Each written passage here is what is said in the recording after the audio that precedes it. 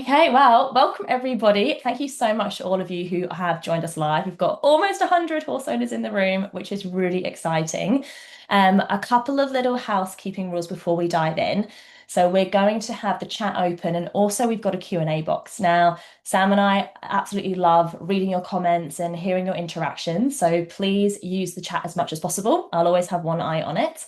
But if you've got any questions that pop up that you want us to address during the Q&A, please pop those in the separate Q&A box because the chat can get quite full on. And so I don't want your question to get lost. So if you pop in the Q&A box, we'll make our best efforts to circle back to it at the end. Um, so yeah, I think that we're all good to dive in. What we're going to be covering today includes some Colic 101 and anatomy as well. We're going to go through risk factors and current challenges too. We're going to go through nutrition prevention strategies with Sam. I'm then going to take you through 3 emergency and first aid game changers. We'll dive into some recovery protocols, and then we've got some exciting next steps for you all, followed by the Q&A to wrap things up at the end. Now, for those of you that don't know me yet, I'm Dr. Lizzie. I'm an equine vet from Melbourne, Australia, though hopefully you can tell that I've still got enough of an English twang that I'm originally from the UK. I graduated from the Royal Vet College back in 2016. That was in London, and I've had the privilege of working in a real variety of veterinary environments. So I was at a world-class equine hospital in the UK for a while, and then I've been at ambulatory clinics throughout the UK and also now down in Australia. So currently I'm based in the Yarra Valley. I've also qualified in traditional Chinese veterinary medicine and acupuncture. And in 2021, I dove into the online education space and founded my business, Empowering Equine Education. And it's through that platform that I'm here with you guys today. And I've been an educational speaker at Equitana, which was heaps of fun. I've been published in a few horse magazines and featured on a heap of podcasts and run in-person workshops as well. And my core mission is to really inspire, educate, and empower horse owners just like you so that together we can really elevate horse health, well-being, and welfare. So I'm going to hand the mic over to Sam. Sam, I just need to give you the remote control. So there we go. You Yes, have full control over the slides now. thanks, Lizzie. Okay. There we go. Yes, first of all, thank you, Lizzie, for having a FeedXL and myself along to be co-presenter on this. Our values align, so both FeedXL and Empowering Equine Education. Yeah, it's really important that we both align on that. So it's good to be here. So yeah, just a bit of background for those who don't know me. I've grown up all my life in Western Victoria, and I still live there now. I started Pony Club, and that's where my the bug for horses started. I then followed that through. I was sort of into quite into eventing and that sort of thing, and then went into a Bachelor of Equine Studies and completed that in 2009. I had a brief stint in the thoroughbred industry, both breeding and the racing side of things, and then decided to go back to equine nutrition because my interest was sparked when I did the Bachelor of Equine Studies. So I went back and did first of all an honours and then a master's at the University of Melbourne with Professor Dr. Simon Bailey.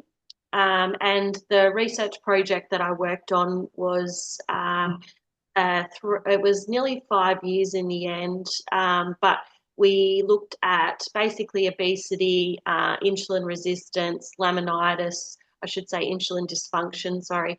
And then my small part of that was looking at adiposity changes in horses and ponies as they sort of changed weight. So took them from moderate body condition up to obese, and then back down again on various different diets and with different exercise protocols. Just towards the end of that, I got using FeedXL because my interest in working with horse owners and calculating diets. I got involved with FeedXL, and I've been with them for near 10 years now. So it's a great place to work, and yeah, I really enjoy it.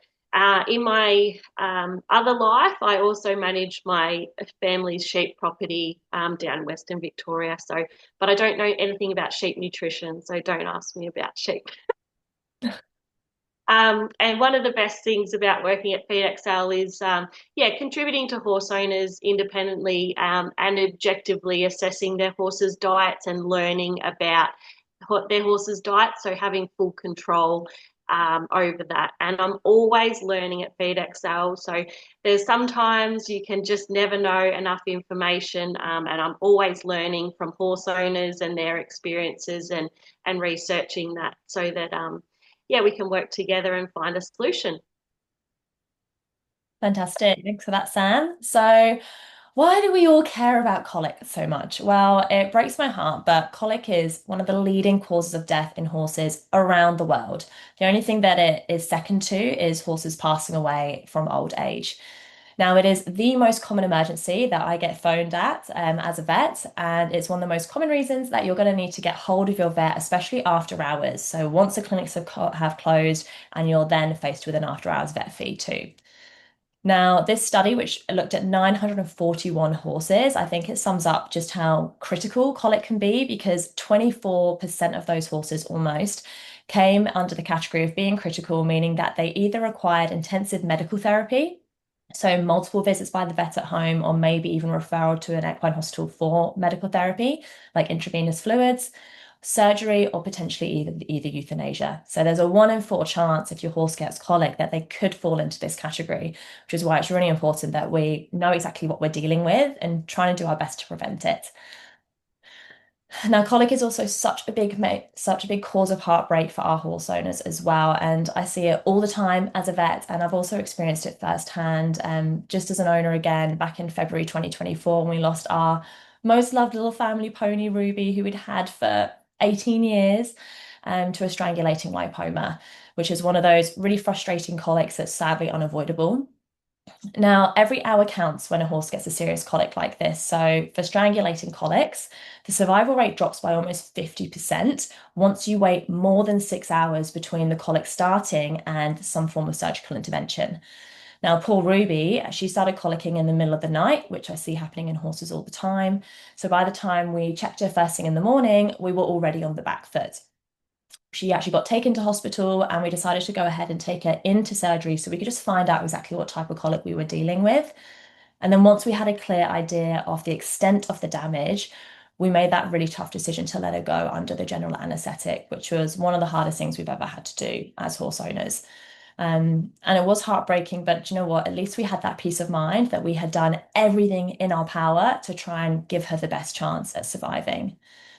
Now, this experience, it really reminded me of just how important it is for horse owners to be thinking ahead about colic and just ensuring that you have got some form of solid emergency plan that you can rely on and that you're also doing everything in your power to try and stop it from occurring in the first place.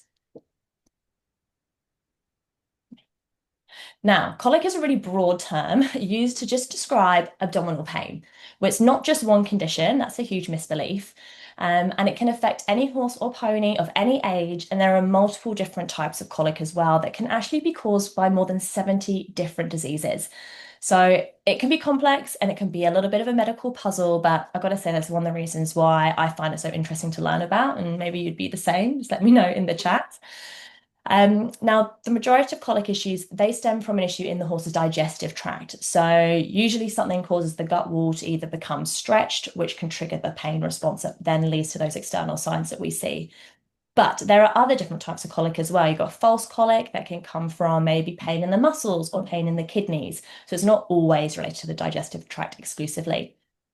Now, there are two main categories. We've got medical colic and surgical colic. So, medical colics are the ones that we can most of the time treat at home, about 80% of cases.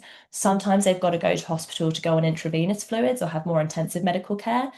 And then we've got about 10% of cases which fall into the surgical colic category, which are the ones that will not get better unless surgery is performed. Now, out of those two big categories, we've got 6 rough main types. We've got impaction colics. Those are the ones where we get a blockage in the gut. So that can be large or small intestine. We get spasmodic colic. So we're getting cramping in the gut wall. We can have tympanic colic, which is where you get an excessive buildup of gas. We've got displacements, which is where part of the large colon will move into an abnormal position within the abdomen. We've got nasty strangulations and entrapments, which usually involve the small intestine, normally getting twisted or stuck in a place that they shouldn't be. And then we've got torsions of volvuluses. So these involve the large colon again, and it's where the large colon actually starts to twist on itself. And the problem with the gut when it twists is that it cuts off the blood supply to the gut. And then often the only way of actually fixing those horses is to go in surgically and remove that part of the gut that's now died. Because if we leave it in there, these horses then go on to get endotoxic shock, which is a really hard way for them to go. Now, to understand what's happening during colic, it really helps to know what is going on beneath the surface of the horse's digestive anatomy. Now, we don't have time to go into every little nitty-gritty detail, but I'd love to help you get familiar with some of the key anatomical structures and what can go wrong where. So if you can see this big structure this is the right-hand side of the horse's abdomen. So the right and the left look slightly different. But on the right, we've got the cecum. Now, this is where food empties from the last part of the small intestine, which is called the ileum, into this huge fermentation vats where millions and millions of microbes live. Now, the cecum's big. It can hold up to 40 liters of ingesta and fluid at one time. And colics related to the cecum tend to be triggered by excess gas production if there's been some sudden change in diet and therefore fermentation or some kind of microbiome shift. You can also get blockages between the ileum and the cecum at the ileocecal valve. If your horse hasn't been wormed correctly, they can get tapeworm blockages in this area, which is pretty nasty too. Now, tucked behind the cecum, we've got a very particular part of the large colon. The large colon has actually got four big sections to it. This is one of the junctions between the two sections, and it's called the pelvic flexure. And here the colon does something I will never understand why, but it halves itself in diameter and it does a 180-degree hairpin turn. So this is a really common place for horses to get impactions and blockages. Then further forward, we've got the stomach. So you can see comparatively actually just how small the horse's stomach is compared to the rest of its digestive system. And it's really kind of tucked away at the top. We have the esophagus, which is the food pipe that empties into the stomach, and then the small intestine comes out of the stomach. Now, at maximum capacity, the stomach can hold 15 liters or 4 gallons, but you would never want it to be full to that extent. And one of the dangerous things about colic is that if a horse gets a blockage of fluid, it will all start to build up in the stomach. We call that gastric reflux, and that can fill up and fill up and fill up until the stomach eventually goes pop. So that's why it's really important that your vet comes out and attempts to drain some fluid out of the stomach if it is there. Now you can see at the top of the body here, we've got all these loops of small intestine. These run for about 15 to 20 meters. Now, the small intestine is really mobile, so it has the ability to wander around the abdomen and it can get stuck in really awkward places where it shouldn't be, which can then cut off the blood supply and cause that part of the gut to actually die. Now, typical colics like that, we have like we have an epiploic foramen entrapment, which is where the small intestine gets stuck between the liver and the body wall. So that's just one example. So that's just a handful of colics based on what we can see in this image, but trust me, there are a heap more. And here are some cool dissection photos from a whole horse dissection I did a couple of years ago. So on the left, we've got the stomach. Now, it looks big in this picture, but actually it's only about the size of a rugby ball. And then here, this is part of the cecum coming out where we've got the point of the cecum. So it's almost like a big comma. So we've got the big vat at the top and then it tapers off into a point. And then here we're pulling out the pelvic flexure. So you can appreciate here just how much more narrow it is on this portion than it is on this one. And it literally does that 180-degree bend. So there are some parts of horses which are quite significantly anatomically flawed and can predispose them to getting colic. Now, there's a heap of different signs that can all pinpoint that your horse has got colic, and they tend to happen on a spectrum. Although, full disclosure, depending on your horse's pain threshold, your horse might only show mild colic signs, even if they've got a severe colic. So it's important that you're able to pick up on the subtle early ones and that you take those just as seriously as the ones that are down on the bottom of the list. Now, really subtle signs are maybe just changes in your horse's appetite and their water intake as well, and then producing a lower manure count than they normally would, or if it's dry as well. Then the more subtle kind of external signs you might see are going to be them lip curling or like a phlegm response, them weight shifting because they're starting to feel a little bit uncomfortable. If you lift up their gums, you might notice that the gums are a little bit tacky instead of nice and slippery and wet. Then you'll start to notice maybe some bloating, which can be quite difficult to distinguish in horses, but some horses show it more obviously. A lot of horses will stretch out as if they're going to urinate, and the owners will call me and say, he looks like he wants to wee, but he's not going. So that's a really common one. Turning around to look at their flank as if to say, oh God, I'm sore here. Pouring at the ground, very common. Just generalized kind of restless, angsty behavior. And as we start getting towards the more severe end of the spectrum, this is when the horses will just want to lie down. You'll get changes in gum color and moisture. The heart rate will start to increase. They'll begin sweating, and they might even be rolling on the ground, thrashing. So, unfortunately, there isn't a single silver bullet for reducing your horse's colic risk, but there are three major things that you can do that really, really help. So, the first one is understanding and identifying the risks. So, we're going to be diving into that in a fair amount of detail today. We're also going to be covering supportive prevention strategies that you can implement just to try and reduce how the likelihood of your horse getting colic. And then, third of all, it's about always being prepared as well, because even the best kept horses can get colic too. So here's a list of some of the risk factors that we're aware of as vets and nutritionists. So we've got diet and pasture, water consumption. So especially if we've suddenly gone through a heat wave or a cold snap and the horse's water intake drops off, that's a very, very easy way for them to get an impaction. Stabling, exercise. So with exercise, it's a little bit of a Goldilocks scenario. If they get too little exercise or they get too much exercise, that can work against them. You really want that sweet spot of intensity and also consistency. Horses are very sensitive to weather changes. Transportation, dental health, poor dental health is another kind of key risk factor for impaction colic because they can't physically chew the hay properly. Parasites and worming, vices like wind sucking, crib biting, and weaving, the use of medications and some supplements as well. And then also if a horse undergoes a general anesthetic or even has any form of standing sedation at home, whether that's for like a wound stitch up or any form of other medical procedure. Now, there's a pretty decent list there, but today we're really going to hone in on nutrition and diet, because that's Sam's area of expertise, and it's an area that there's so much that you can do behind the scenes. So I'm going to hand the mic over to Sam, and we can dive into nutrition. Perfect. Thanks, Lizzie. I'm just grabbing back control of Okay. the slides. There we go. Yeah, so first of all, I wanted to take a little bit of a step back and sort of get everybody thinking about how horses evolved. And these two pictures that you see on the screen, it illustrates perfectly the differences that we're putting up with our horses. So you can see up the top right, these are some wild horses, and the pasture is quite brown. It's quite sparse as well. And then we've got stark contrast. We've got the picture, the thoroughbred stallion down the bottom that is grazing on lush green pasture. So our horses have evolved for about 55 million years living in these conditions. And in about 5,000 years since domestication, we've transformed how they are being managed and looked after and their diet. So horses have evolved to be grazers, we know that, and their diet is best um, being high in fibre, so they're consuming plants which are high in structural carbohydrates.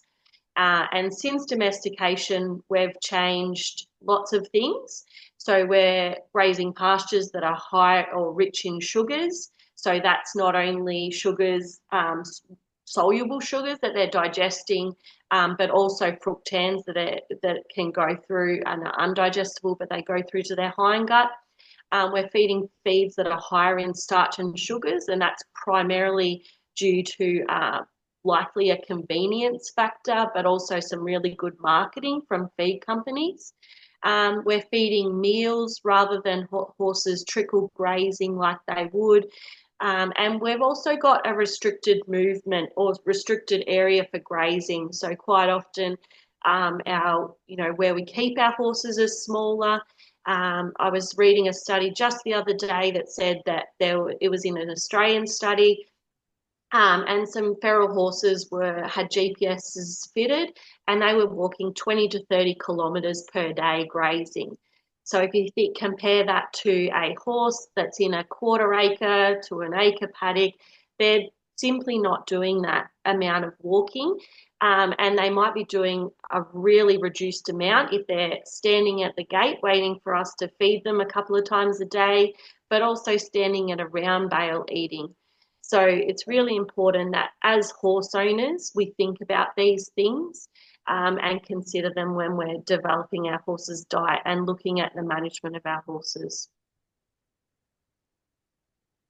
So when we think about, Lizzie put up a heap of risk factors before, and so these, we're just going to highlight some of the risk factors. So the most common ones is the increasing amount of starch in the diet is highly correlated to an increasing amount or increasing risk of colic. So we've got 2 times more likely if you're feeding greater than 2.5 kilos per day, but that increases to 6 times more likely to experience colic if you feed more than 5 kilos per day of a grain-based feed. So that's not just 2.5 kilos of straight oats. That's just a compound feed or a concentrate feed that's on the market these days from our manufacturers. So it's not just a straight grain. Now, the type of grain is also important. So whether that is processed or not, it does relate. So obviously we've got things like maize that are not very digestible if they're not heat processed and that sort of thing. But mainly here we're talking about grains that were quite digestible, and these are still the increased risk that we have.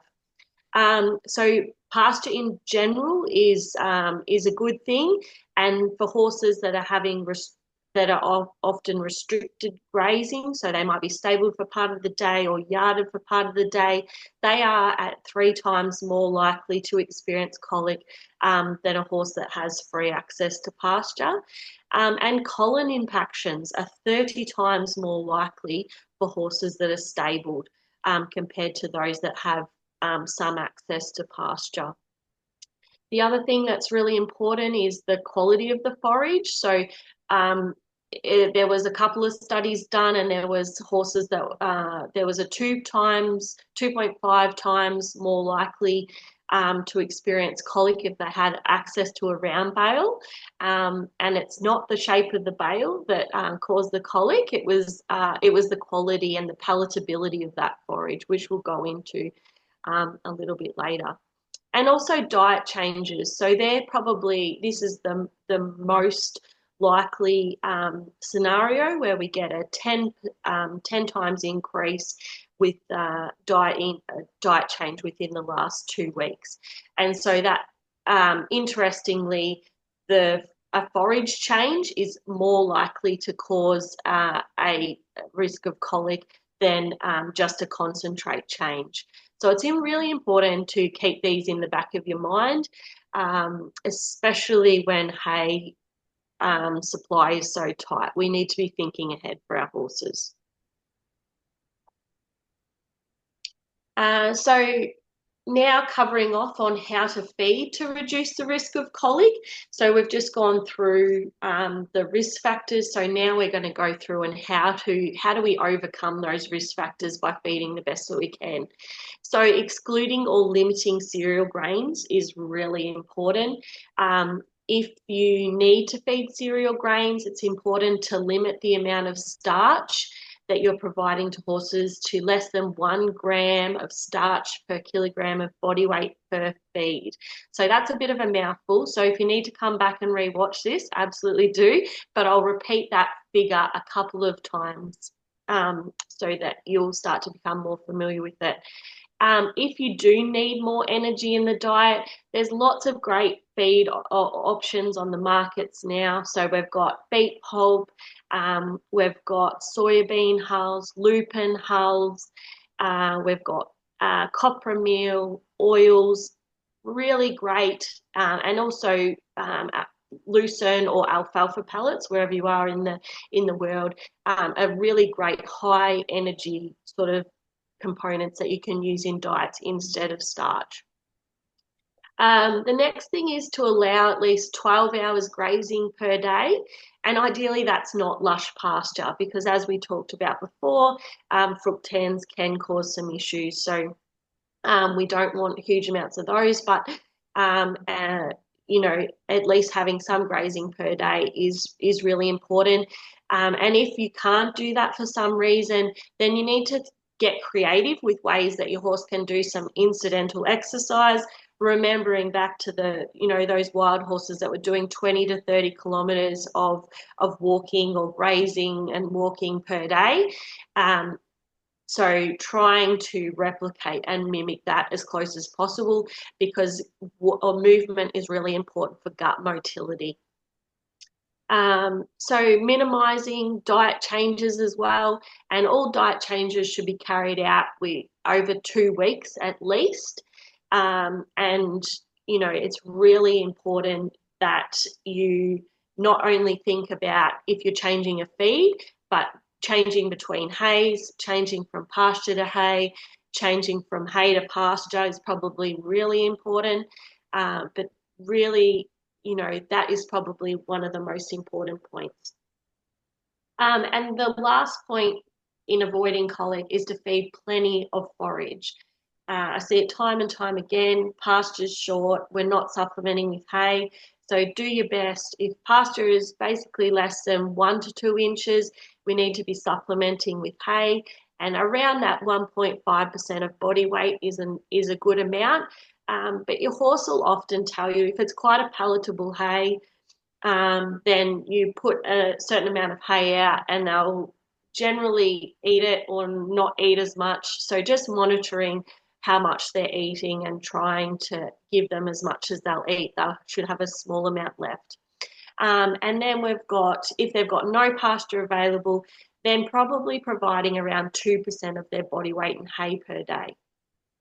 Now, the forage is really important because we want the gut to be full, and hay and pasture provides that indigestible fibre that we need to keep the gut full.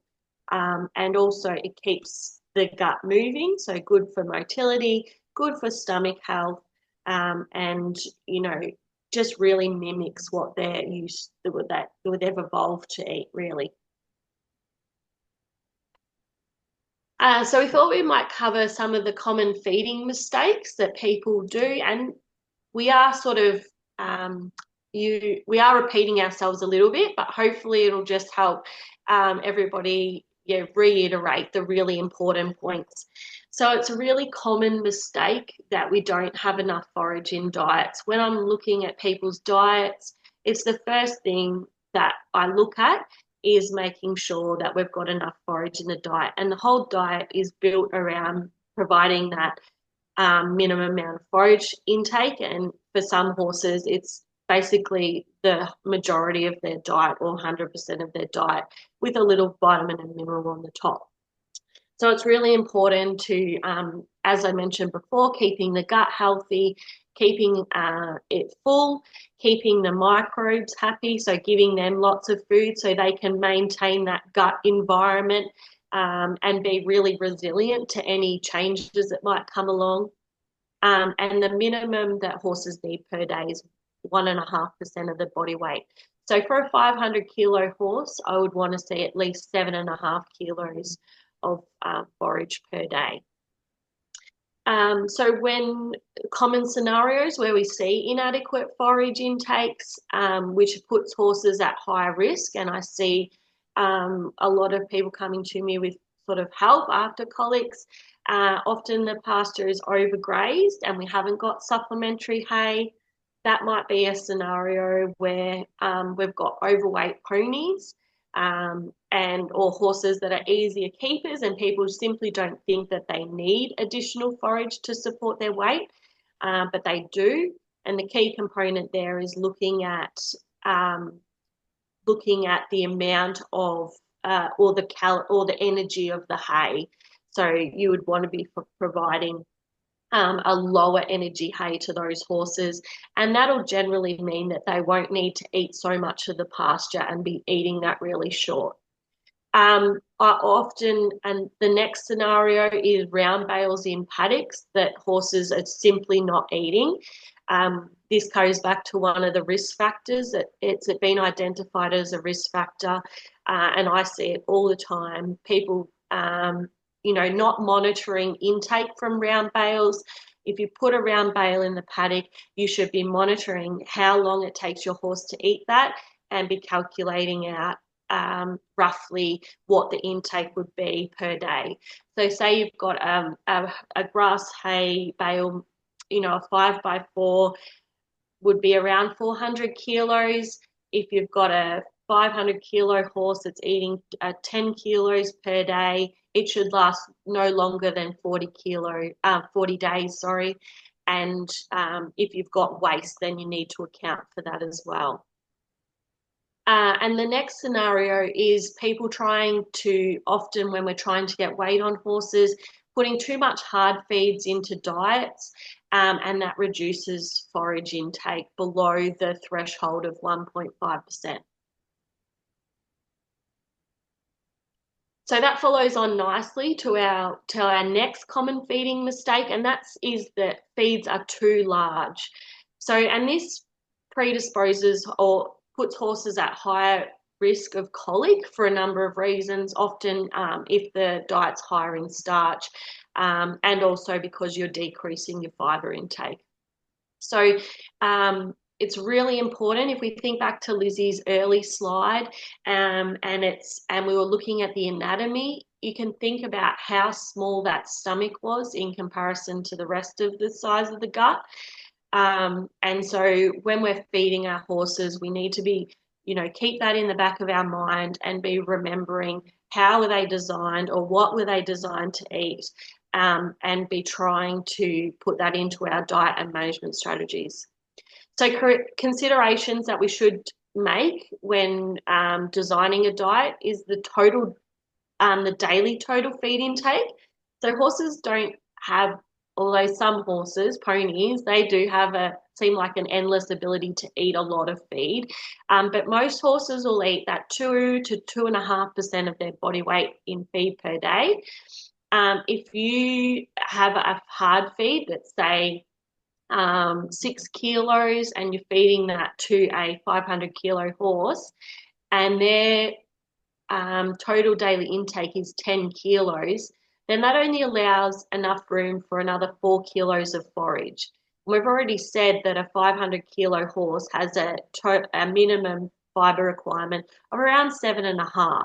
So you can see how it's quite easy to fall short on forage intake when meals or grain-based feeds start getting quite large. So the next consideration is the amount of starch in grain-based feeds. So we don't want to be feeding more than that 1 gram per kilogram of body weight per meal for a grain-based feed, because what generally happens, just quickly, I'll run through, if we get an excess amount also, our horses aren't very good at digesting starch. Sorry, I'll just go back a little bit. And so they have a limited amylase production, which is the enzyme that breaks down starch in the small intestine. So if they don't break down the starch in that limited time and with the limited amount of amylase that they have in the small intestine, we get the flow of starch into the hindgut. Once it's in the hindgut, it rapidly ferments. And what happens then is we get proliferation or a sudden growth of the lactic acid producing microbes, which cause a change in pH. And that can change what our good microbes are trying to do. So we get a decrease in fibre fermentation. We get changes in the gut wall, so we can get irritation, which would cause almost like a spasmodic colic, or if it's severe enough, and we can get a lot of gas production as well. So limiting the amount of starch is really important. And I'll just note, for those people who've got older horses, this amount is actually halved. So their amount of starch that they can digest is reduced, and it's about 0.5 of a gram per kilogram of body weight. that per meal that they can digest. So that's it's really important to keep that in mind. The next thing that we need to keep mindful of is the size of the stomach. I sound like I'm on repeat here, but it's really important because if we feed large meals, it doesn't matter if it's not starch based. The size of the meal, if we want our horses to digest fat, protein, the minerals really efficiently, we want them to actually be moving that feed to be moving quite slowly through the gut. But if we put more in the top, then it has to keep pushing through really quickly. And so while the stomach is a regulator of what goes into the small intestine, that sort of limits the meal size. So it's really important that we feed plenty of forage because that's going to provide our horses with the type of diet that they need and also over an extended period of time. And the quality has to be suitable to the horse. So we don't want to restrict forage intake because the hay is too high in energy and then the horse is gaining weight.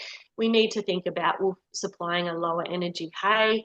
And likewise, I see really commonly people trying to put weight on horses and the type of hay that they've got is not suitable. It's not sort of high enough in digestible energy and protein for that horse to gain weight. We want to limit the amount of starch. I've already talked about that. And so my rule is the total feed volume is less than 2.5 kilos for a 500 kilo horse, or half a kilo per 100 kilos of body weight. So that's regardless if it's contains grain or if it's a completely fiber-based feed. I don't want to be feeding my horse more than that per meal. And that's just to maintain optimum digestion in the small intestine and get the most out of that feed, most out of the fat source, the most out of the protein digestion and everything like that. And it's another thing to be mindful of is soaked feeds. I'm seeing a lot of soaked feeds that are being fed at really high volumes. So we want to consider the water weight in that as well. So don't feed 2.5 kilos of beet pulp and then soak that out because that's 5 times that volume. That's not acceptable. You want to be feeding using the volume, so which includes the water weight. That's my rule. Well, so just to intercept how you said that the starch constant or the starch volume for older horses is even less than younger horses, like half a gram. So what do you think about all the old horse feeds, like honeybee? And like I see horse owners putting their horses onto stud grow and biomare as they get older because they think, oh my goodness, my horse is dropping condition. I need to pile the weight on. Like surely those feeds are really high in starch. Yeah, so I don't want to go into details. Everyone will need to look specifically at the certain feeds and the starch content, but some of those feeds are 50% starch. So if you are some of the breeding feeds are nearly 50% starch. So if you start calculating that out and the amount that those horses can actually have per meal, those older horses, it's quite a low amount. And so most of those feeds, while they work for some horses that obviously have better starch digestion ability, for the majority of horses, and I have seen it firsthand with my own horse that he just didn't digest starch very well, and so we went away from a starch based feed to a lower starch feed, and that was really important. That's so Yeah. interesting because of the feed Yeah, stuff that isn't digested is just going to end up in the cecum. It's going to get fermented, put the body into a state of acidosis, and then you're looking at kind of high gut inflammation and ulcers. They're not really ulcers, but high gut inflammation, and then that's going to be the driver of the weight loss more than anything. Yeah, and you kind of forget too that we're sabotaging fiber fermentation, which is a big contributor of energy to the diet. So as soon as you have starch going through to the hindgut, you get that more acidic environment, which our good microbes or fiber fermenters don't like, and so they drop off in numbers. And then so it's a double whammy. We've got not only those effects of the the acidity, but also a decrease in fibre fermentation. So Kelsey's asked a question. Let's go back to that in the Q&A, Kelsey, 'cause that's a good one about kind of, well, what is a good alternative to this maybe higher starch meal for keeping weight on an older horse? So yeah, we'll definitely address Yeah, that. absolutely. Yeah, so we thought we'd cover some of the current challenges that people are experiencing, and these might be worldwide. I mean, I'm talking from experience in Australia, but I've heard, you know, there's similar situations happening in New Zealand, and Lizzie said there was in the west coast of I think it's the US, you know, there's some things happening which are similar. So hopefully people can relate, and if not, they can, you know, think about, you know, you might experience these at some time in your life. So of horse ownership. So the hay shortages that are going on in Southeast Australia, I'm experiencing them firsthand as well. So we're in a drought at the moment. We were in a dry drought and now we're in a green drought. So we've got limited pasture, but also because of the extended dry, a lot of the hay supplies have gone, and the cost of hay is almost prohibitive in some situations. So I'm seeing a lot of horse owners reaching out and asking, well, what can I feed as an alternative to hay? And then they'll send me a diet and say, is this okay? And all it's got in it is lucerne or alfalfa-based pellets, beet pulp, copra, and that's about it. And maybe a little bit of pasture intake. And that it to me, those fibre sources are not a substitute for hay. So hay or pasture, long pasture, it has a component of fibre in it, which is mainly lignin. And I talked about it before, where this is the indigestible fibre and how important it is for gut fill. And it's the lignin that we see in the manure, the fibrous material that we see in the manure. And it's really important for the gut fill, moving dirt and sand throughout the gut. And also it provides, it helps with hydration as well because it absorbs water. So in the hindgut, that's really important. And these products, so the highly fermentable fibres that we see, so beet pulp, soybean hulls, lupin hulls, copra, and lucerne-based pellets, they actually get fermented quite quickly or early on in the hindgut. So if you think back to Lizzie's anatomy slide again, in the cecum, these will undergo fermentation. Yes, they provide a lot of good energy for our horses, but most of those products are then gone and we don't have that bulk of fibre moving through the gut. And that's a real concern because that's when we could start experiencing torsions and things like that, when later on in the gut it can be it becomes quite empty as well. So if you see horses on these types of diets, often their poos are really small. There's hardly anything coming out the back end. So it's really, I can't emphasize enough the importance of indigestible fibre. So what you can do at the moment, and what I'm doing personally, so I've been sourcing a little bit of cereal hay. It seems more readily available. This may be suitable for your horse, for those that are prone to laminitis or have tying up PSM conditions, those sorts of things. Absolutely not. But for the majority of horses that don't have those conditions, cereal hay might be a really nice option at this time. If you can source a feed test with that hay, then ideally look for one that's less than 15% in water-soluble carbohydrates. We'll just have less fructans going through to the hindgut and causing that disruption. And you might just still choose to feed it at a reduced amount and still feed some of the alternative fibre sources. We do have a lot of Rhodes grass hay coming into Victoria and South Australia, but for me, it can be good, but it can be not good in terms of palatability. And I've seen a lot of horses refuse Rhodes grass hay, and that is concern because of what we've covered before. So I would always want to have talked to the supplier and make sure that it is a Rhodes grass hay that horses are eating. And probably I'd prefer to spend my money on a cereal hay that is quite good it provides some really nice fibre for horses. Um, my next tip is about minimizing wastage. So I see all the time people feeding hay and putting a round bale out in a paddock, and at the moment, like unprotected, so it doesn't have a hay ring around it or it doesn't have a hay net over it. There's studies being done, and we're losing about 20 to 40% of that hay. So that could be 80 to 160 kilos of hay that we're losing. So that works at 8 to 12 days of hay that we're losing if we haven't got protection around it. If you are struggling to find hay and looking for some legitimate alternatives to pasture or hay, then pasture cubes are a really great option.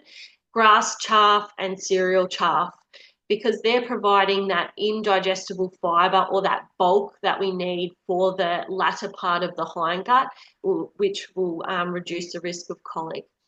Now, we need to be feeding at least 1% of these to provide that necessary gut fill.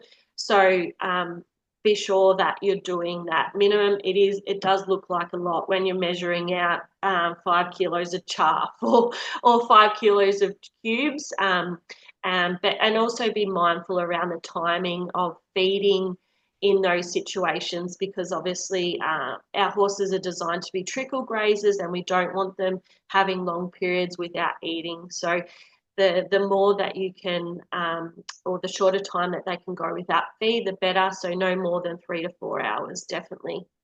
Definitely weigh the cubes dry. And if you're changing hay sources, we've covered this before, horses are at a huge risk of colic if we've changed hay sources within the last 2 weeks. So it's really important to change over to a new hay over 14 days, particularly if you're going from, say, something that's lower in sugar to something like a cereal hay, which might be higher in fructans. Really important to do it slowly. And one of the things that I thought might be a really great option is actually feeding 2 to 3 hay types. So then you're lessening the effect of the changeover. So hopefully that the 2 to 3 hay types don't all run out at the one time. That's all up to you guys and your organisation skills and storage skills for hay, but making sure you might feed a grass hay, a lucerne hay, and say a cereal hay. And that's really good for fibre diversity and the gut microbes as well anyway, out of a drought.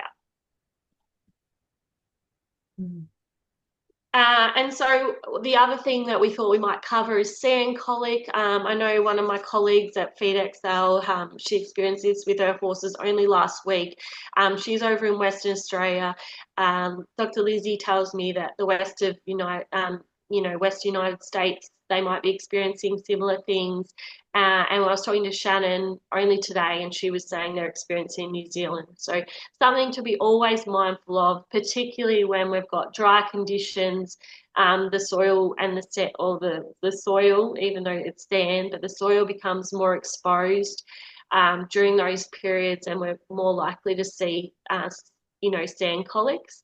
So what can we do, and why is sand colic, I suppose, or why is it an issue? And Lizzie can probably go into more depth in the colic bundle around sand colic and that sort of thing, but it's basically an accumulation within the bottom or the large colon. It accumulates in the bottom of the gut. It causes irritation and inflammation, and then can also cause impactions. So obviously we don't want that happening. So what can you do to avoid a sand colic? Avoid overgrazing. So if horses are grazing really close to the ground, or they're even, biting off grass and pulling up the roots as well, which quite often happens when it's dry, we can get a large ingestion of sand and dirt. So we want to avoid this. So the way that we can do this is by providing a lot of hay so that they're not necessarily having to go look for that fibre source to satisfy their fibre requirement. A hay intake of 2% body weight. There's been a study done, and that is actually preventative in reducing sand buildup in the hindgut, and it was even more effective than providing psyllium husks. I am an advocate. I do advocate for feeding psyllium husks if you are on sandy ground, and we can cover that more in the Q&A session. And ensure that your horses, this is pretty basic, but ensure that they're not eating dropped feed off the sandy ground. And that includes hay. So if you can feed hay on rubber mats, if you don't have anywhere in the paddock where there's enough grass coverage that you can feed hay, you can use things like hay pillows, which have obviously got us a solid bottom and then the net in the top where they can access, and utilising rubber mats under feed containers and that sort of thing. And so lastly, I wanted to cover how you can use FeedXL. So there's a few people who haven't heard of FeedXL.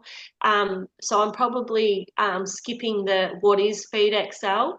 But anyway, we will talk more about that, or you will learn more about that as you go. You can also visit feedxl.com and learn more about it yourself if you're intrigued. But FeedXL is a great online tool, but we also provide a lot of educational resources. So it's great to partner with Dr. Lizzie for this webinar. We've also got another webinar online, which is exclusive to our members, and lots of great articles. So someone was asking about feeding barley straw before. I love barley straw, particularly for overweight horses. We've got article about that in the resource centre. The next thing FeedXL can help you do, we talked about minimising grain or starch intake. So when you're entering your horse's profile in FeedXL, you can select colic as one of the conditions that your horse suffers from, or if you just want to prevent colic, it could be grain intolerance. And what FeedXL will do is guide you on the suitability of feeds. And the last thing is that it'll give you peace of mind that you're feeding enough forage. So it'll calculate roughly what your forage intake will be, if you're feeding enough hay or not enough hay, and then you can ensure that you're topping up if need be. All right, Lizzie, I think it's back to you. A change of pace. Thank you. I've been keeping an eye on the chat and there's been some really, really good questions coming that have been asked. So don't worry, guys, we will try and circle back to those at the end. But before we do, I want to touch on some colic emergency and first aid game changers because as much as I wish that we could prevent colic, unfortunately, we can't in all cases. And some horses who still are looked after meticulously will end up getting it, like my little Ruby at the very start. So here are kind of three things that you can put into action that will make that or that can make a life-saving difference to your horse should they get it. So first of all, I wholeheartedly believe it's one of my soapbox moments that every single horse owner should know how to measure and interpret their horse's vital signs and take the time to learn their horse's normal baseline ranges. Now, knowing what's your horse's normal it gives you a reference point for when they're sick or if they're even just looking a little bit not quite right. So maybe they haven't got full-blown colic signs yet, but you've got that kind of horse owner's intuitive hit that they're not their normal self. It means that you can spot those subtle differences before they become screaming symptoms. Now, there are certain vital signs that will also help you gauge the severity of colic, and it gives you really helpful information to pass on to your vet. Plus, it's going to help you make more informed, better decisions on behalf of your horse. For instance, if your vet says they can't get to you for 3 hours, you can then make that judgment call to say, do you know what? I'm not waiting. I'm going to float them to the nearest equine hospital, which could make a life-saving difference if your horse has got a serious surgical colic. Now, these are the horse's 8 vital signs, along with their textbook normal ranges. Now, just note that the ranges can differ for young horses and miniature ponies as well, and donkeys too. So, donkeys have got a slightly different respiratory and heart rate. So, I've added those in for you just in case. Are there any donkey owners in the room? Let me know. So, the first thing is looking at their demeanor. Are they bright, quiet, or are they dull? Then you want to count their respiratory rate, ideally from a distance, because as soon as we start fiddling with them, it does cause a low grade level of stress, and that can impact the respiratory rate. Then you want to use a stethoscope to listen to their heart rate. Then use your stethoscope to tune into their gut sounds. Then get your thermometer and then take a temperature. And you want to do this rectally.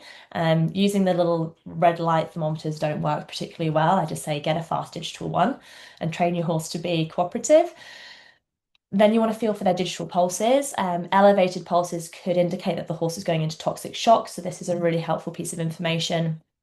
Then you want to go up to their head, lift up the top lip, and have a look at their gums, which are the mucous membranes. So you want to be paying attention to the color and also the moisture. They should be nice and pink and moist. And then you want to press your thumb onto the gum in order to blanch the skin and then to see how long it takes for the color to come back. Now that's called the capillary reheal time. It should be nice and quick, like less than 2 seconds. If it's longer, that could indicate again that the horse has got a sluggish circulatory system and mostly likely due to the fact that they're not well. Now, you can also do the skin pinch test on the side of the neck if you want to kind of combine that with your mucous membrane reading to get a better idea of their hydration status. But these are the main ones that I think are really, really helpful. Now, the vital signs red flags that can help you gauge how severe the colic are these ones. So if the heart rate's over 60, for us, that's a big warning sign. If the gut sounds are abnormal, so if they're excessively quiet, that could indicate that there's some form of blockage or maybe even a twist and the gut's got stuck. Or on the counter side, they could be excessively loud. So sometimes the gut goes through a bit of a shock process, and when colic first comes about and it gets louder, or sometimes it can get louder if they've got like a brewing colitis, which is inflammation of the colon, which can then lead to a diarrhea as well. So just being able to compare that to how they normally sound can give you an indication of what type of colic you're maybe dealing with.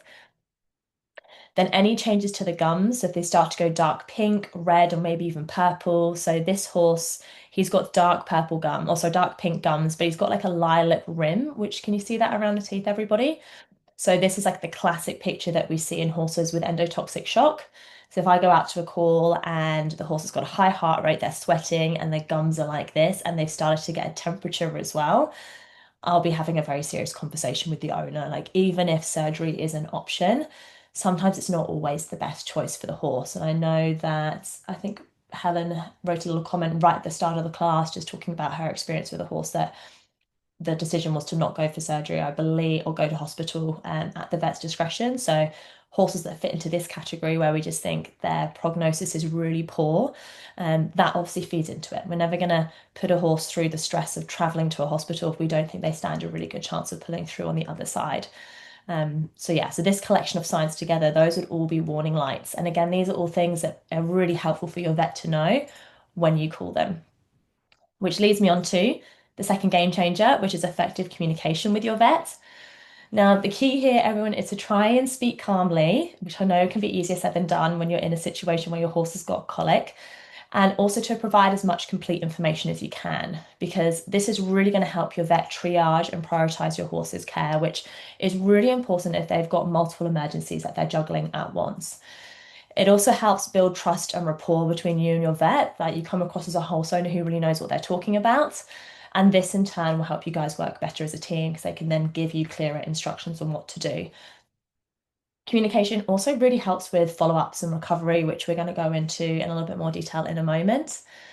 And like I just touched on before, if the colic is severe and if your vet's not able to come out quickly to see the horse, I suggest that you ask them, hey, do you think it's worthwhile that I just take my horse straight to a hospital? If they're showing any of the symptoms that I showed on the last slide, if they've got a racing heart rate, if the gums have started to change, if they're starting to get a temperature, if the vet can't get there, especially that day, definitely raise the conversation with them because they might say, do you know what, actually, that's going to be your best bet. I would just transport them straight there.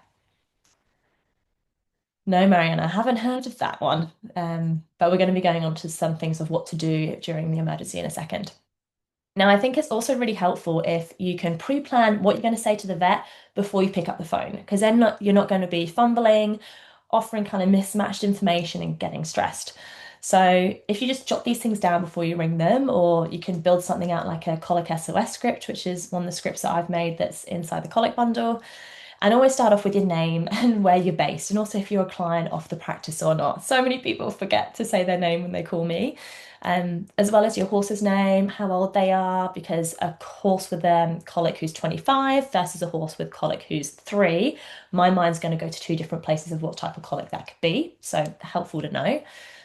Let them know when the colic started, what external signs you're seeing, followed by the vital signs that you've taken. Let them know when the horse last passed manure and what did it look like. Was it dry or hard? Was it normal or was it on the softer side? And then share any important history. So, have you made any recent changes? Did you worm them 2 days ago? And also, if you're in a hendrovirus area, also you need to let the vet know if the horse is vaccinated or not. Because if they're not vaccinated for hendrovirus, there is a chance that your vet might decline the visit, because horses with hendra can present with colic symptoms. And then just touch base, discuss your plan of action, let them know or ask them if there's anything in particular that you want them to do, and you can just let them know what you plan on doing in the meantime. And here's what you should be doing to try and help support your horse through their colic. Now, we've already touched on that you want to call your vet immediately after doing your horse health assessment and put your SOS script to the test as well. But then chances are you're going to have to handle the situation on your own for at least an hour until your vet can get there. So during this time, I recommend you remove all of the horse's food because some horses are gutsies and they will still try to eat even when they've got bad colic pain. So a horse eating isn't always an indication that they just don't have colic. Some will do both, but you can keep giving them access to water. I think it's fine for them to drink. Then I recommend that you move them to a safe area. So either like a large yard, maybe an arena, a grassy area, or even a large, well-bedded stable, which allows for really easy and close observation. But just be wary of them being in a small, confined space, because if they get down to roll, the last thing you want is for them to get cast. And then try to stay calm. I know it's easier said than done, but your horse is going to be looking to you for emotional support. And they're going to feed off your energy. So if you're panicked, it's going to make them panic, and that's going to increase their pain because stress has a funny way of doing that. Now, a big question I always get is, can I give my horse some bute or some Banamine, which is flunixin? And I almost always say no, because what it's going to do is it's actually going to mask some really important symptoms that your vet needs in order to try and diagnose what type of colic it is and whether it's treatable at home or whether the horse needs to be taken off to somewhere else.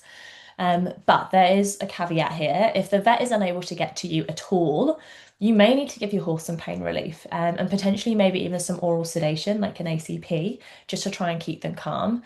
So I do recommend that you have these things on hand just in case you need them, not just for colic, but for all sorts of emergencies. But please always speak to your vet first instead of just medicating blindly because you could cause yourself more trouble in the long run. So just make sure you communicate with them. They can't get them there first. Tell them what you've got on hand. Clarify the dose with them before you then give it to them as well.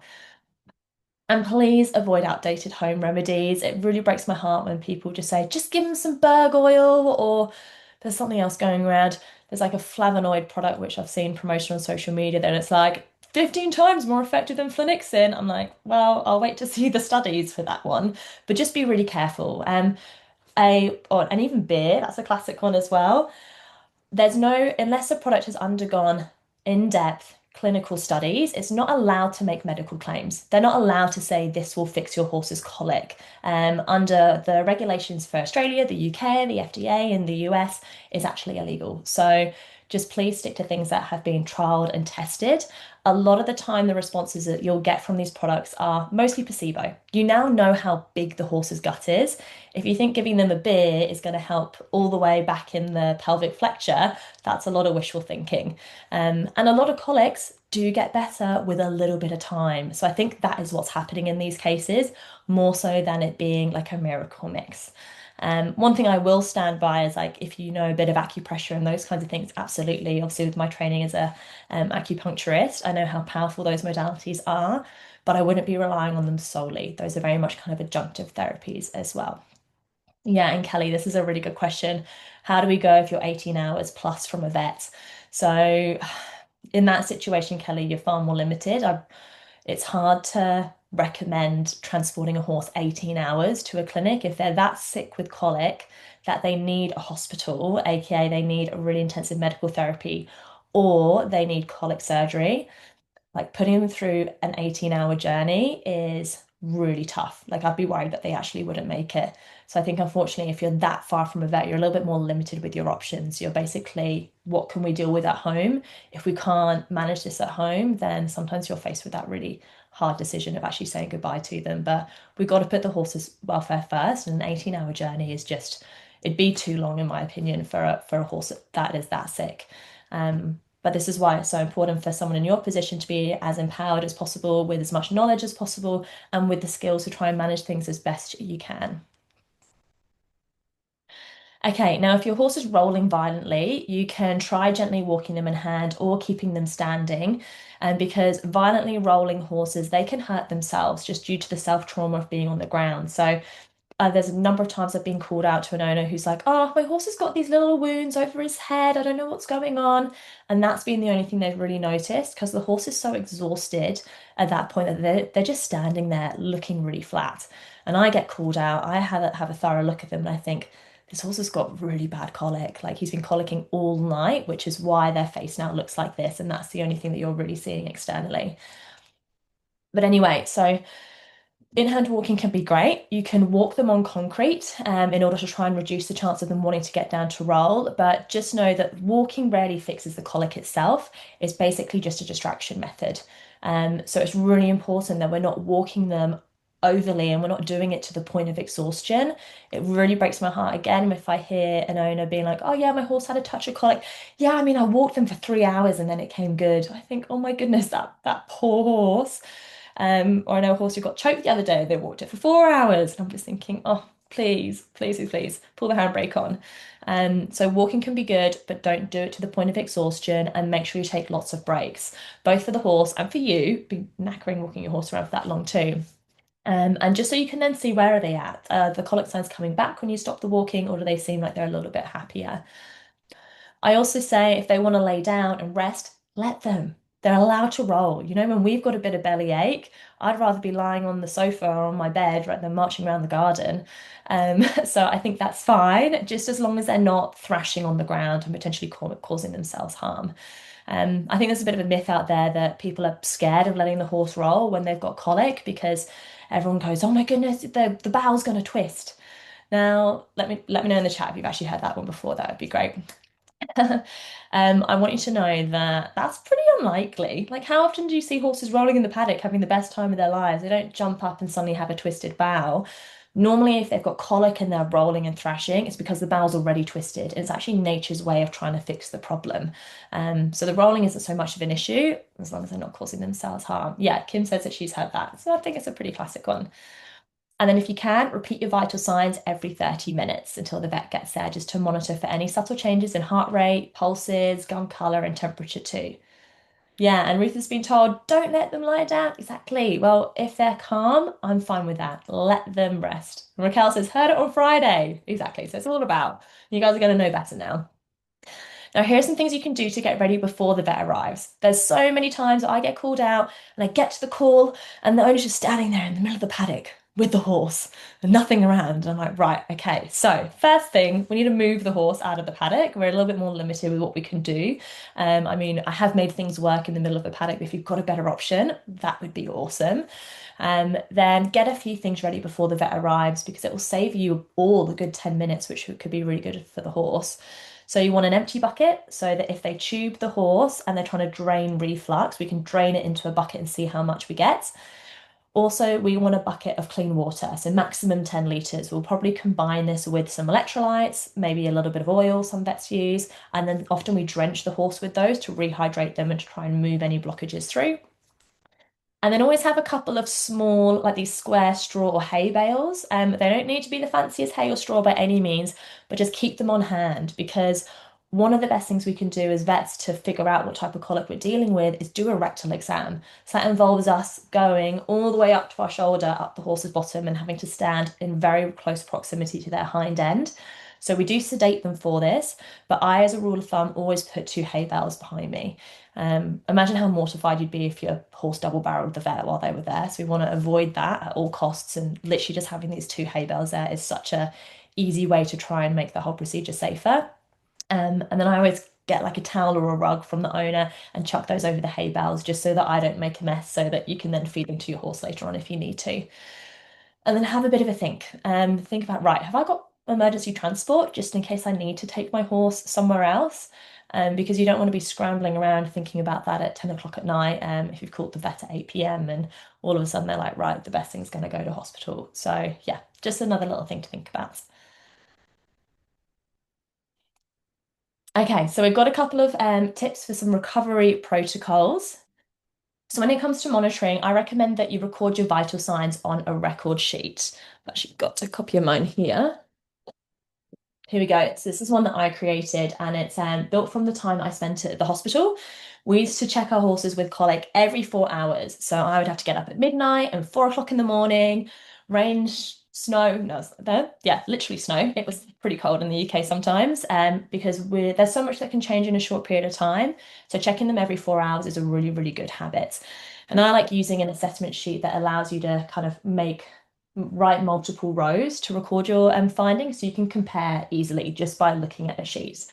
This is also laminated as well, so you can write on it with a permanent marker, wipe it clean with some methylated spirits, and then keep reusing it time and time again. So it's really handy, and you can use something like this as well to track your horse's normal vitals for when you're practicing. So you've then got something to compare to if they do get colic.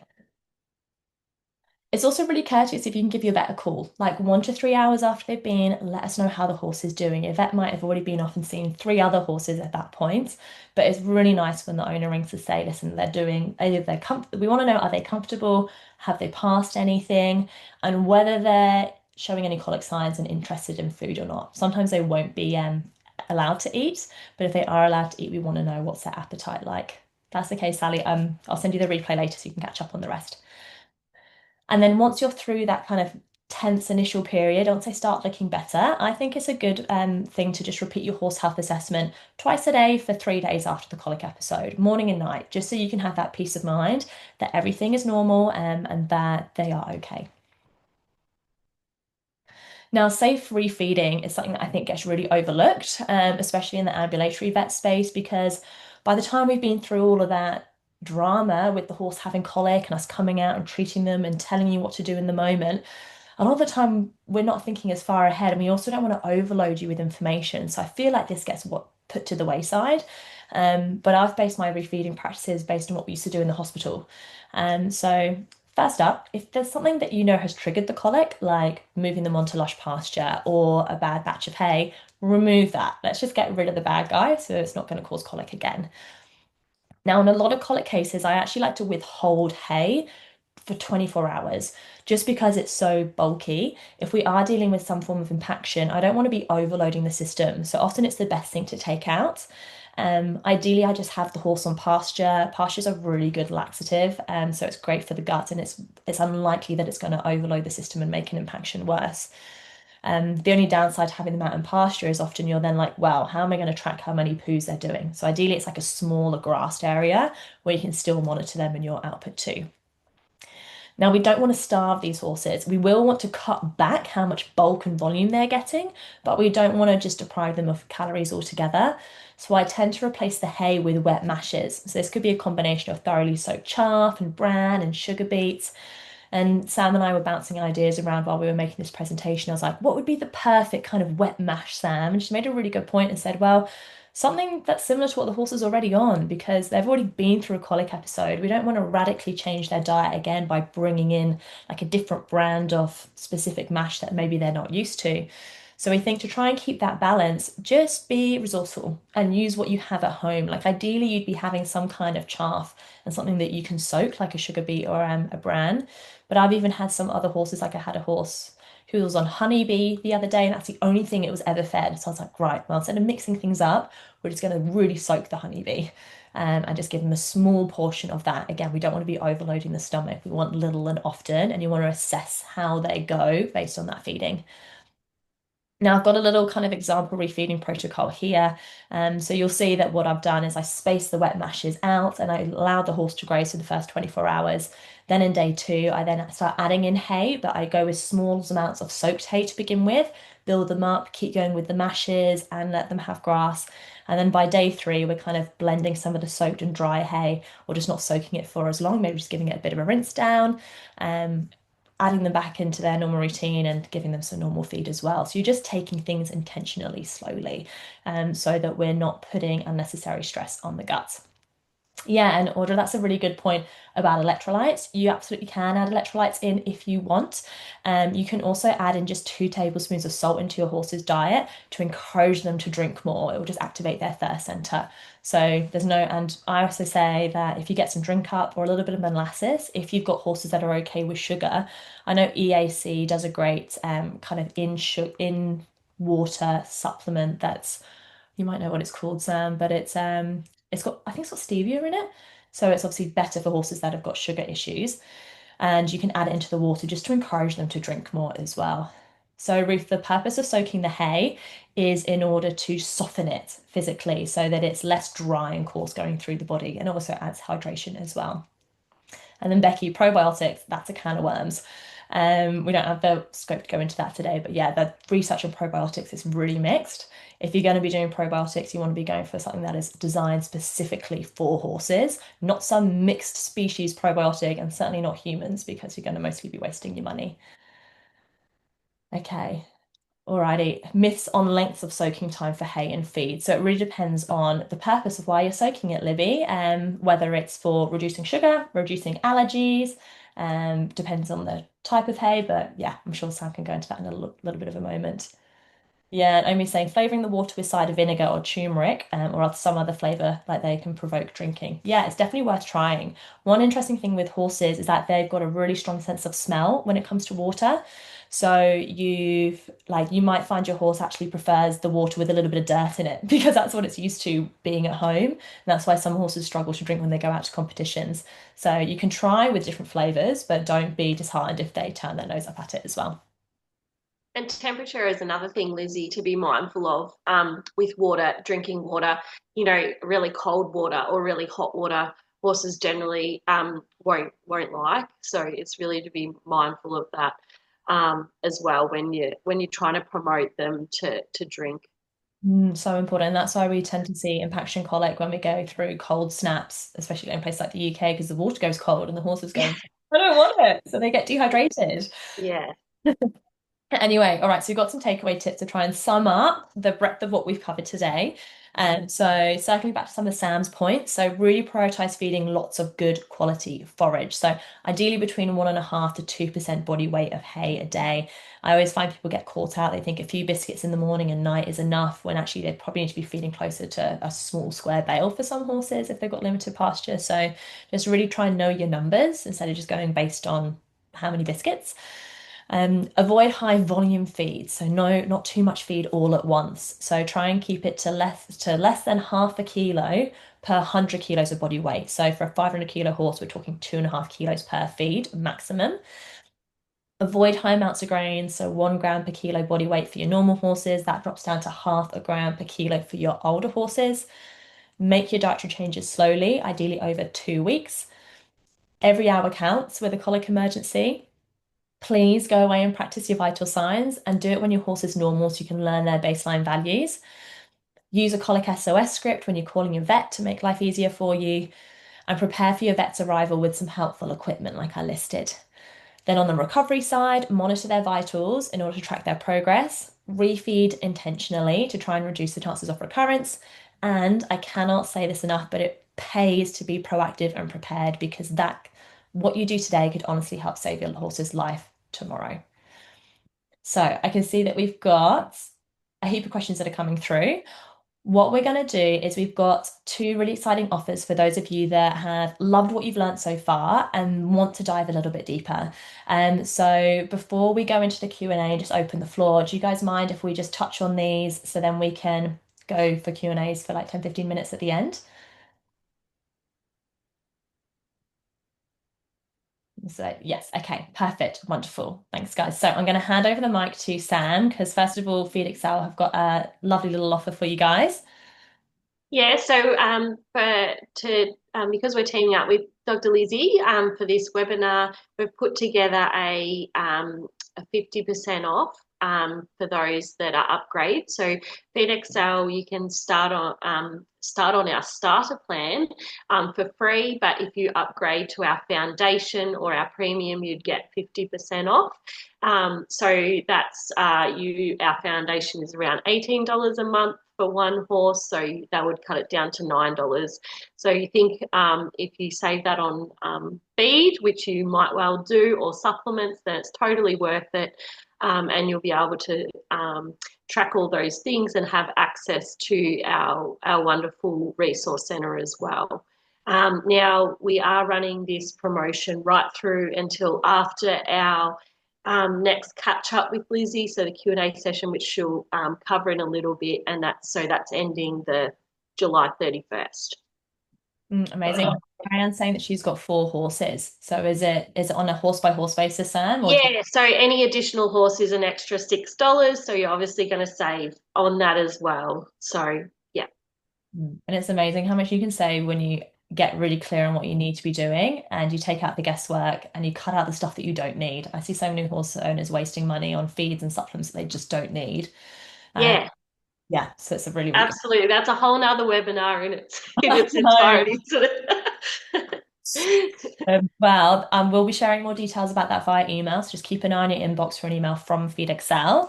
And I'm really excited to introduce you guys all to the Colic bundle, which is a really comprehensive and vet-led deep dive into colic that empowers you with up-to-date knowledge and skills so you can protect your horse and provide them with the best possible care.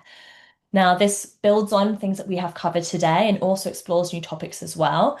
So, in part one, you're going to gain a deeper understanding of your horse's fascinating digestive system and anatomy, and you'll discover the different types of colic and what's actually going on in your horse's body when each one of those occur.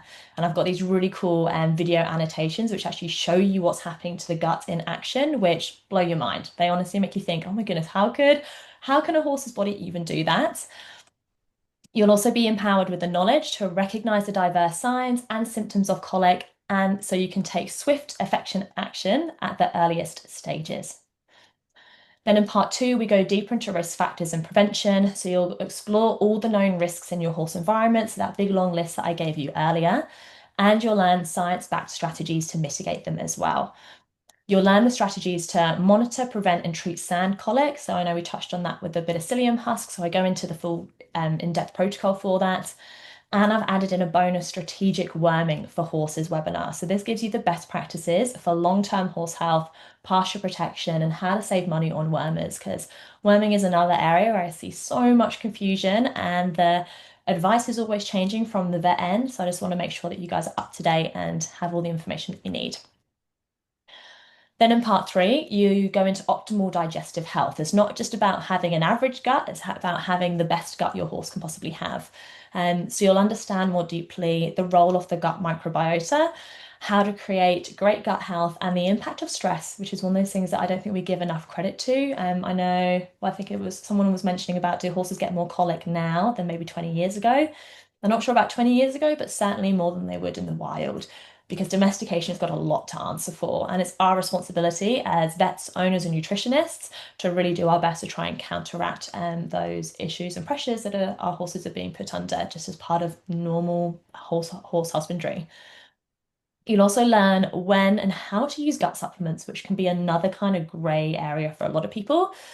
And there's a recording in there between me and Dr. Erin Roddy, who is another equine vet. And we deep dove into nutrition as well. We went through things like promoting gut resilience. We went into the truth about probiotics.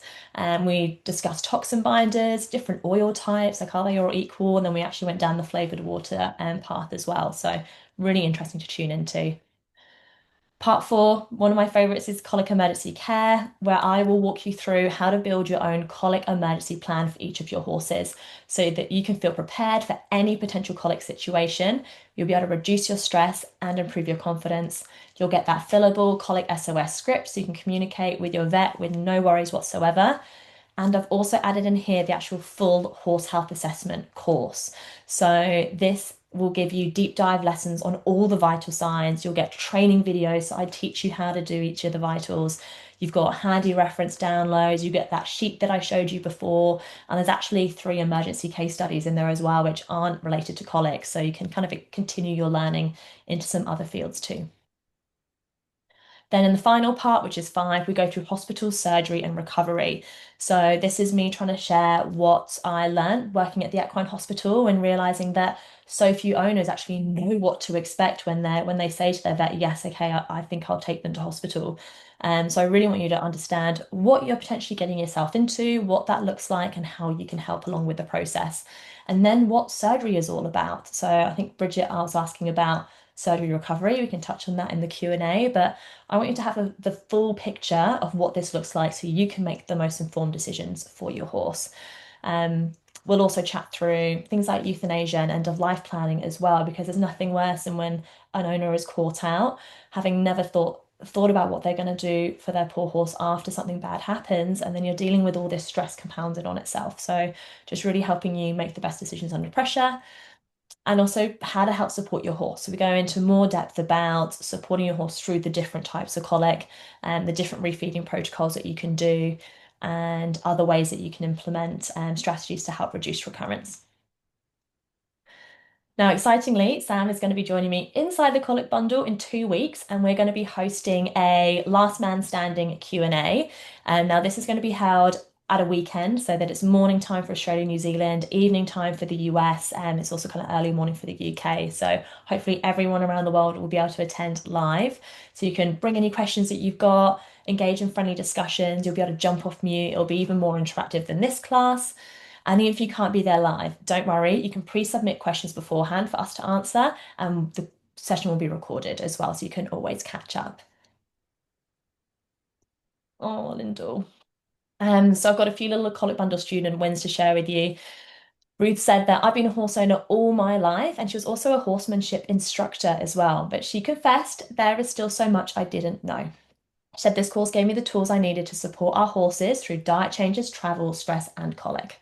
Anna said, during my latest colic episode, I was able to think clearly, take all my horse's vital signs and relay these to the vets, and my horse had a good outcome.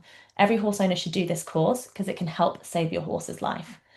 And Diane said, I now feel much more confident and I know how to assess, communicate, and treat my horse while waiting for the vets. To have this much valuable information to hand to check and recheck is extremely important. And no doubt in my mind, it may save a horse one day. And Lyndall very kindly is echoing that in the comments. She said, I so wish I'd known about Dr. Lizzie and her colic lessons before my mare died. It may have been able to save her. And having had that experience with Ruby where we couldn't save her, that peace of mind, knowing that we did everything, that's what allowed me to sleep at night because otherwise I would have just been tearing myself apart. So here's a quick summary of everything that you get. There's the 5-part colic course that we've just covered. There's a downloadable handbook for you to read, a fillable colic workbook so that you implement everything that you've learned, the SOS script. There's bonuses about worming, a nutrition replay, the whole horse health assessment course, which is incredibly valuable on its own. I'm in the course platform, so you can ask me questions directly if you need help. You get lifetime access. There's also a 14-day full money back guarantee. So I want you to be able to go in there, no pressure, experience the training. If it's not right for you, no issue. All you gotta do is pop me an email. And then the cherry on top is that bonus live Q&A that Sam and I are holding in 2 weeks. Now, normally, the Colic bundle and bonuses is 197 Australian dollars, but for this class, I'm giving a whopping 75% off the course because colic is a topic that is so close to my heart, and I think it's a subject that every single owner needs to be empowered about. So that brings it down to just 47 Australian dollars, but this is only for 48 hours, so the offer is only available until Wednesday. And Kelly, great question. So the emergency training we do cover, there is a module on colic, but this goes even deeper and especially into the prevention strategies and those different areas of nutrition that go beyond what the emergency training is about. So it's a really lovely little accompaniment to the emergency training course. I tend to recommend students who have both that you do the colic module and then you come and do the colic bundle and then you go back into your emergency training and continue with module 4 if you want that deeper level insight. So right, or I'm getting you the link now. Here we go. So you can sign up here. Like I said, it will be available until Wednesday. But if you decide to sign up now, click on that page, come back in, and we can celebrate you. All you have to do is when you get to the page, just click on the button at the top that says Get the Colic Bundle. It will scroll you down to the page. It will have a long list of what's included, and you just click the enroll now that's beneath the price, and that will then take you through to the next step. Yeah, thanks, Lyndall. There we go. So the link's there. Alrighty. So thank you everyone for sticking with us until the very end. I'll keep popping the link in occasionally. But I reckon we should open the floor for at least 10 minutes of Q&As. What do you reckon, Sam? Yeah, absolutely. Let's do it. Perfect. Oh, sorry, let me add the link in again. Here we go. Oh, thank you, Penny. Penny's just shared it. There we go, everyone. Okay. Ooh, big breath. I'm so glad you enjoyed it. If you guys have got any feedback so far about the class, we'd love to hear it as well. Feel free to pop something in the comments and then we might be able to share it with another horse owner who's considering tuning in. Okay, so maybe I'll cover this one first just because it was relative to what I just spoke about. So Bridget asked at the start of the class, should a horse require surgery for colic? What is the post-operative plan? Does it require extended time stabling?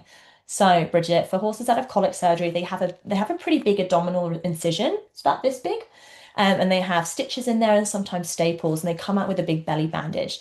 Now, very similar to a woman who's just had a C-section, we've just gone through that horse's abdomen. So we need to really control their recovery afterwards. So we provide support with a belly bandage. They often go home with those, and they need to be stabled normally for at least a month. And then they can be turned out into a smaller paddock for another month after that, and then normally into a slightly larger paddock for a month at that point. Some horses will be ridden again within 8 weeks, but most of them tend to have about 3 months off work. That's just a rough outline, but I do go into more detail about that whole process and inside the colic bundle too, just based on my experience at the equine hospital. Okay, well, this is a good one. Let me know if there's any that you've seen that seem really good. Sam, what about this one? Where Leslie asked, sounds like she's being really proactive thinking about this. So she's got 3 horses that she's moving from Queensland to somewhere north of the Melbourne region. Oh, maybe you're coming to my area, Leslie, if you're going to be in the Yarra Valley. Um, I'm a bit concerned about changing them from Rhodes grass hay to the Victorian hay. I plan on bringing some hay with me, but what do you recommend to help with the change? Yeah, so great question. And the unfortunate thing is that we probably don't have much hay variety down here for you to actually get, Leslie, when you come down. So you will be dealing with a lot of roads that's come down from Queensland and um, also cereal hays are really, there is a small amount of grass hays, and it might depend on when you're moving as well. If we're coming into the spring, we might start seeing some new season hay becoming available. But definitely, as you say, um, you know, bringing some hay with you so that you can make that transition when you get down here.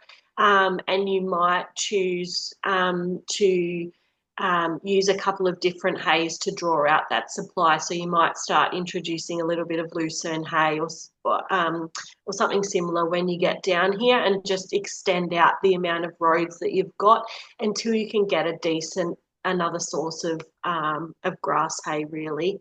But it's hard to predict. It depends on your budget and where you're going to get hay from at the moment. It's not that easy.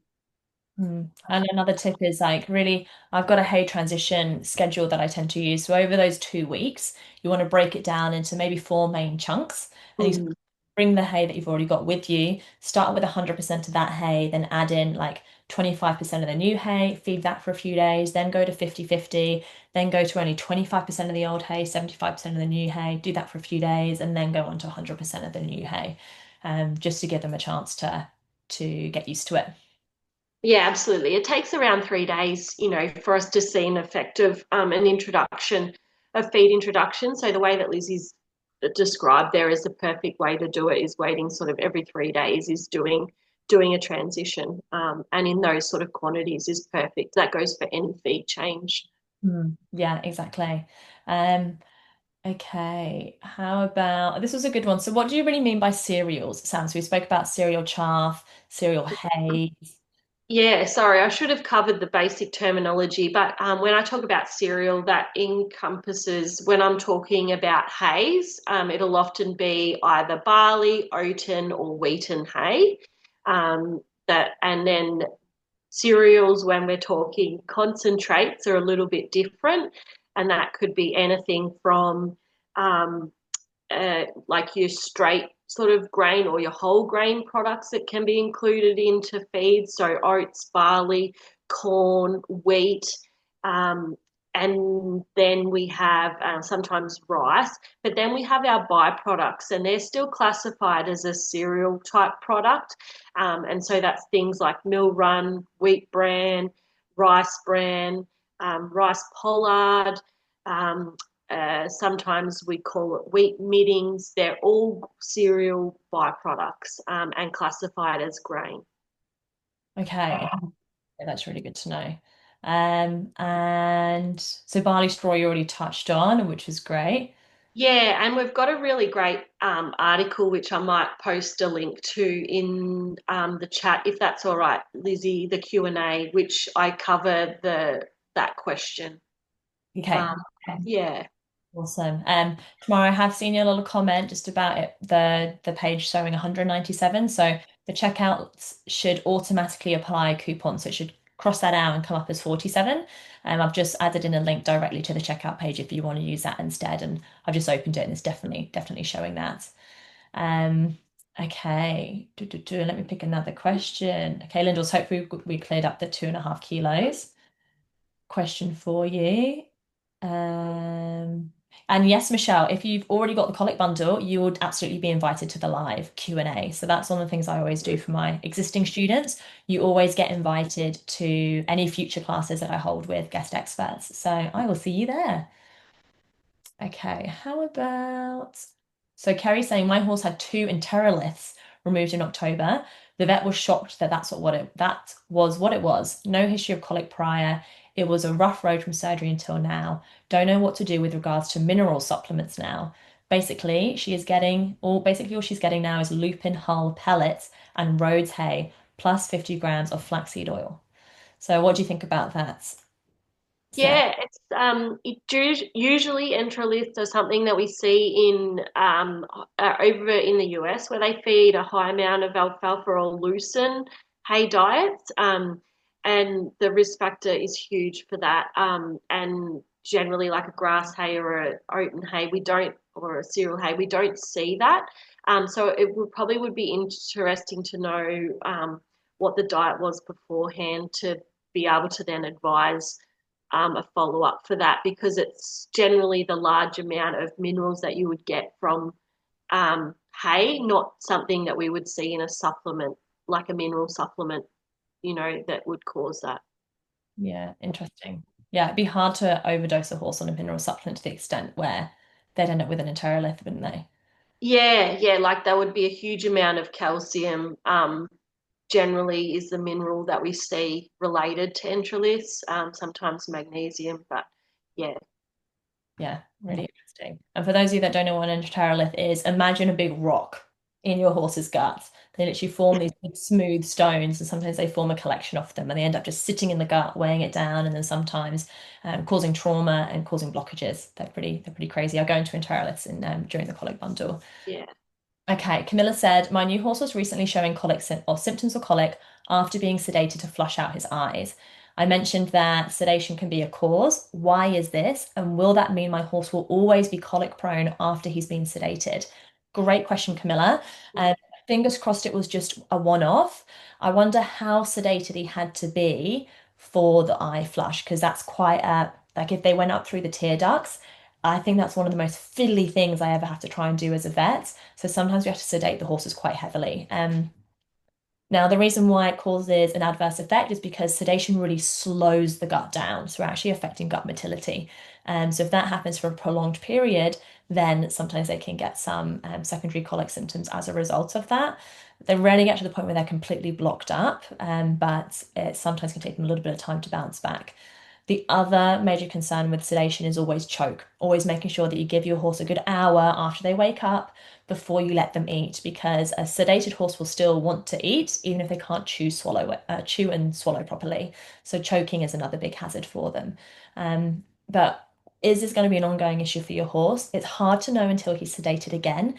But one thing you could do is A, definitely let the vet know before they sedate him next time that he got colic last time. So if there's any way to keep the sedation to a minimum, maybe they combine there's different drugs that we can use. So maybe they use a drug combination to try and keep the dose lower off the one that slowed the gut down. And the other thing you can do is maybe give him some form of supplement beforehand. So I don't know, Sam, if you've ever used Poseidon's stress paste. I think Yeah. that's a great idea in an instance like this, where you know your horse is going to be sedated the day after. Maybe give them a dose the day before. It basically just helps support the gut through times of stress, which include travel, sedation, going to competitions. So that could be a good way of just trying to initiate some form of prevention. Okay. There's a question here from Helen, and she's asked, how did you ascertain that your horse couldn't digest starch well? So one of the first, well, the signs, monitoring our horse's manure is really important, as Lizzie has pointed out, how much they do, but also the consistency. And so this horse that I noticed wasn't obviously processing starch very well. His manure was quite unformed, so it wasn't a nice formed balls. It was not cow pat and not completely diarrhea, but it was unformed, and that to me was a clear sign that he wasn't digesting starch. I experimented a little bit and removed that the high starch diet of feed out of his diet, and his manure formed back up again. Mm, that's really good. What about when you see like undigested grains and things in the diet in their manure, Sam? Is that like I often see like oats in a horse's manure? Is that Yeah, so rarely it will be the oat, the full oat. It'll probably be the oat husk. It does depend, but you can, in some older horses that perhaps don't chew very well, you may see the whole oat because it's gone through the whole digestive tract in within that husk, which is quite lignified, and so it's not fermented in the hindgut. But generally, it will be just the husk if the horses are chewing properly and breaking that open. yeah, yeah, okay. Yeah. And this was a good question here. I reckon we've got time for a couple more. And someone said, I was wondering how do you balance colic risk with horses who are on weight gain feed due to the droughts? Are there any weight gain slash muscle gain feeds that have a better fiber content with less sugar? Which probably combines well with the owner's question about, right, well, my older horse, what can I use instead of biomed to put weight on? Like, how do we dodge grains while also putting condition on our horses? Yeah, so it's really important to get that forage component right. I'm completely acknowledge that we are limited at the moment, but it's amazing how much forage contributes to diets. And so we need to make sure that we've got at least 1.5% of a good quality forage. So providing just a good quality hay is often a really good foundation. If you can't do that, then using at least 1% of, say, a forage cube, which would be of higher energy value, and then using your alternative forage sources on top of that. So lucerne pellets are really high energy, but also we've got beet pulp, copra meal. Um, I tend not to use soybean hulls as much just because the processing, they need to be heat processed correctly. You can use full fat soy that has been heat processed correctly as a really good protein addition. But I generally find if you can get the fiber component or the forage component of the diet right, then that goes a long way for these horses to be meeting their energy requirements, and they don't actually require huge hard feeds to meet that high energy requirement. Oils are really good. I wouldn't go more than 1 mil per kilogram of body weight for horses. So I wouldn't go more than 500 mils for a 500 kilo horse per day. and that needs to be introduced really slowly because it takes time for our horses to upregulate their lipase or the fat digestion sort of area. Yeah, that's perfect. Helen's well, right. We'll do two more, I reckon. I reckon we'll have to clock off at 7:50. I'm gonna just pop another link in there for everyone for you guys for the Colic bundle if you guys want to jump on and join. Now, Helen has said, is starch the most likely cause of unformed droppings? I think based on what you just said a second ago, which is really good thinking, Helen. My answer to that would be it could be, but it might not necessarily be the cause. Horses can get inflammatory bowel disease, they can have other problems that are causing the droppings to not be formed like they normally would. But if I came across a horse who was struggling with this, one of the first things I'd be doing is looking at their diet and making sure we got them onto a low starch so that we can rule that out. Have you got anything else that you want to add on to that, Sam? Yeah, and a lack of fiber too, lack of a lack of indigestible fiber can be quite often a reason. So sometimes we see really high lucerne diets Yeah. or alfalfa diets can be unformed as well. So it's a combination of things, as you say. It could be multitude of things. Yeah, absolutely. It could be worms as well, all those sorts of things.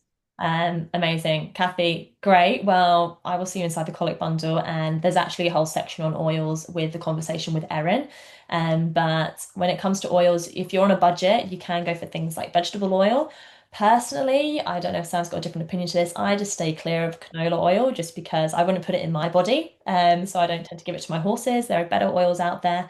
Vegetable would be like my basic version if you've got the price for, or if you've got the budget for it, I love going for like a flaxseed oil. And I know there's some other kind of fancy ones. Rice bran, I think, is pretty good as well. Those would be my two preferences. Have you got any favorites, Sam? Yeah, I probably in more recent times I've moved to equine based oils just because of the processing that our the oils in the supermarkets go through. So they're either chemically extracted or heat extracted. So where I would generally stick with an equine based oil because they are mostly cold pressed now. So you're getting the value of the omegas omega profile, omega 3 and omega 6. And yes, they can be more expensive, but I feel like in terms of or knowing what these chemically extracted and heat extracted oils can do for our bodies, I feel like they're a safer way to go. Yeah. You But can also use seeds as well. So let's not forget flaxseed or linseed, whole seeds, sunflower seeds, that sort of thing. yeah, absolutely. You just got to make sure that they don't spoil. You got to store them properly, don't you? That's a Yeah, yeah. Generally, whole seeds are okay, but once they're processed, then that's obviously a concern. yeah, amazing. Alrighty. See, Helen's joined as well. Fantastic. So exciting. So someone's saying, I feel so much more confused about diet. Don't I'm worry. sorry. This is just it's like popping the hood for the first time and being like, right, what's actually going on underneath here? Sometimes you've got to get really clear on the nitty-gritty, but in a nutshell, simpler is better when it Mm. comes to our horses, and that's where FeedXL is really good because it's like, how can we get the best diet with the minimum amount of moving parts? Is that right? Because you don't want it to be overcomplicated and it shouldn't feel confusing. It should feel nice and straightforward, but sometimes you've got to have the blinkers taken off to really try and then hone in on what's going to be best for you and your horse. But if you go back and revisit these slides, like you'll feel free to watch the replay and just take some proper notes about those key principles, like those percentages, and just start getting used to reading the back of your feed bags. I know someone mentioned earlier, how do I know how much starch is in this? I just looked at an Australian brand feed bag and it doesn't say. And we were actually chatting about this yesterday because if there isn't the starch, if it's not declared on the back of the ingredients list, I'd maybe call the manufacturers because there might be a reason that they're leaving it off. Even if they're classified as a laminitic safe feed, you've got to be really savvy as a horse owner. You can't get just sucked into the marketing and the color off the bag. You've got to be able to read your labels. And if they're excluding something, do your research before you commit to buying it because there might be a reason that they're not including that information on the packaging. Amazing. Right. Looks like we've got a bunch of people that have joined inside the Colic Bundle, which is so exciting. I can't wait to see you guys all in there and for us to go even deeper during our joint Q&A. I wish we could stay on here all night, but we've got to end at some point. Yes. Have you got any final words that you want to say before we wrap up? No, just thank you to Dr. Lizzie and thank you to everyone for attending. It's been great to be able to share the nutrition tips with you. If you're still confused about feeding, absolutely join jump on with the Colic bundle, join the Q&A session and humble me with those, what you're confused about, those questions, and we can go into depth further. FeedXL is a great resource too if you just need something simple, but if you can get the forage component of your diet right, you're going a long way to reducing the risk of colic from a diet perspective. So focus on that. Yeah, 100%. And FeedXL does cover supplements as well, doesn't it? Kelsey just asked that. Yeah, absolutely. So I didn't go into depth of what FeedXL is, but jump on our website and you can learn exactly what FeedXL does. But we've got a huge range of feeds and supplements and across many different countries as well. We've got generic pastures and or hays, so you can put them. You don't need a forage analysis, and it's better to know than not know. So yeah. Absolutely. Absolutely. The scary thing's getting started.